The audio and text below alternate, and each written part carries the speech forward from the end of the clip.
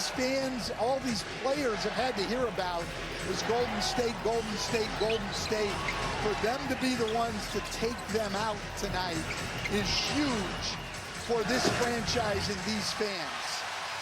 Kings on a current 8-0 run, trying to finish them off. Now, the Warriors have some very talented young players. I'm not saying they won't reboot quickly,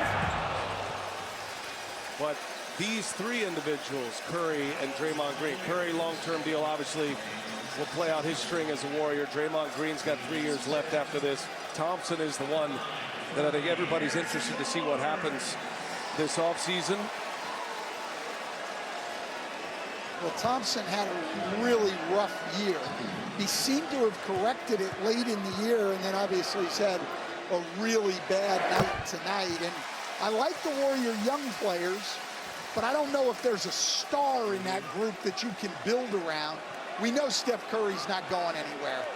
Your fans would not tolerate that. He will finish his career in Golden State. But where they go from here, who knows? Well, Sacramento, the team you just knew it was going to fall to with the Warriors in this play-in game as Fox fouls Kuminga. And this is a big moment here for the Kings, their fans. That was such a great series a year ago. Golden State winning that series.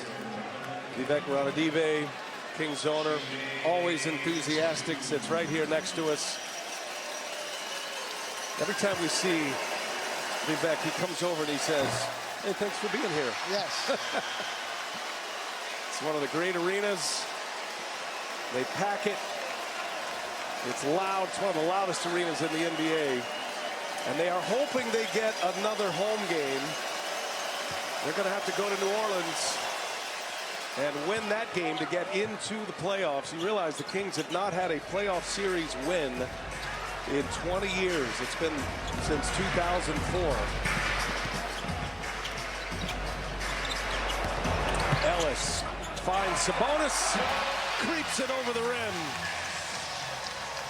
Sabonis playing with 3 fouls this entire second half. Remember, he picked up that 3rd foul late in the second quarter. Had just one other foul. 16 points, 11 rebounds for Sabonis in this one. Well, and I know it's been the Keegan Murray night. Fox has been great, but Keon Ellis is the guy who has really stepped up tonight at both ends of the floor. Keon Ellis elevated into that starting lineup. 16th consecutive start.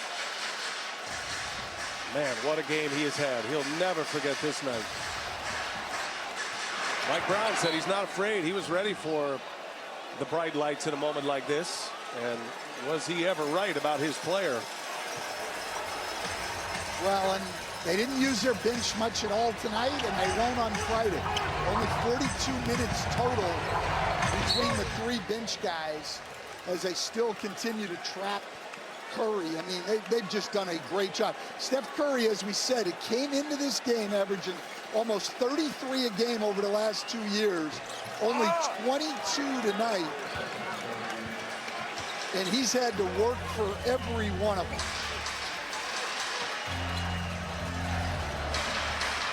For Curry, it is his 26th straight game against Sacramento, scoring 20 or more. Well, too little too late here tonight. Kings ball control. We approach the 3-minute mark.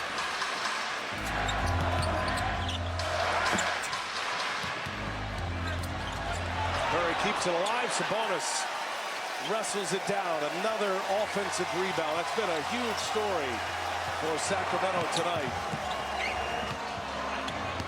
Ellis with 2 to shoot, the little floater. Why not? This guy unconscious. Keon Ellis playing free. Huge impact as Kuminga is fouled on his way in. So the good news. By an average of over 19 points a game. And 3 of those games were in Sacramento. They lost one of them by 36 in New Orleans and lost one here by 33. Now, here's the sort of wild card, though. Zion Williamson left tonight's game. He had a great night with 40 points and had to leave in the last 3 minutes of that game with what looked like a quad injury of some sort. We don't know how severe. So they might be playing the Pelicans without Zion Williamson on Friday. To say that would change things is a major understatement. Okay, Keegan Murray, why not? An exclamation point on a brilliant night. And been shouting his name all night long. 8 made three-pointers. 32 points for Keegan Murray. And a victory lap for the storyline as we start to prepare for Kings Pelicans on Friday night. Well, and I don't know how serious it is. I'm hoping it's not, and he'll be able to play. But I guarantee you one thing, Brian. It wasn't just soreness. Yeah, something's up. Zion Williamson did not leave that game because his leg was a little sore. Yes. He knew how big it was. He was dominating. He left that game because he couldn't go anymore. Now, does that mean he'll be out Friday? It does not, but left leg soreness, I guarantee you, was an understatement. Yeah, and you could see a little panic in his eyes as well. So that game will be Friday. 10 seeds, 0-6. This play-in started in the 2021 season under this current format. The original play-in the bubble was 2020. 9 seeds, by the way, have made it 3 times into the playoffs. Memphis, New Orleans. Warriors know about that. And Atlanta. We'll have that game for you here on TNT on Friday. Well, and remember 2 years ago, without Zion Williamson, New Orleans came out of that 9th spot and got into the playoffs and gave the Suns a run for their money. Zankoff getting some minutes here, along with JaVale McGee. Kessler Edwards, a few minutes on the floor for Sacramento as well. Keon Ellis, what a night. He was just recently in this group that would come on the floor late in games to get some blowout minutes. It's all changed for him.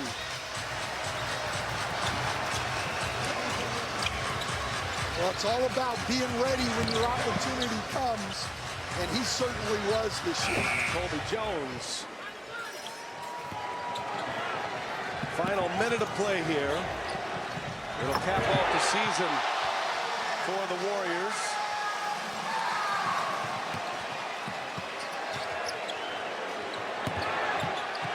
JaVale McGee, you talk about poetic justice. The former Warrior cranks one down.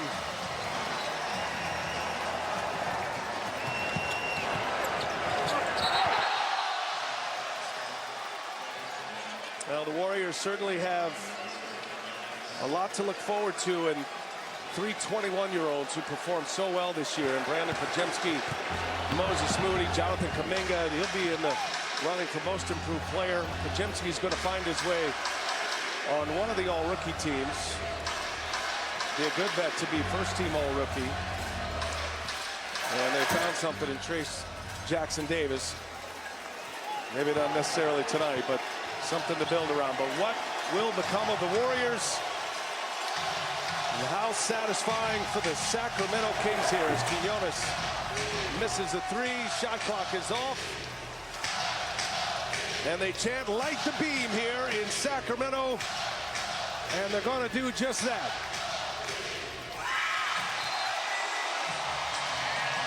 Two great friends, Mike Brown and Steve Kerr, an embrace.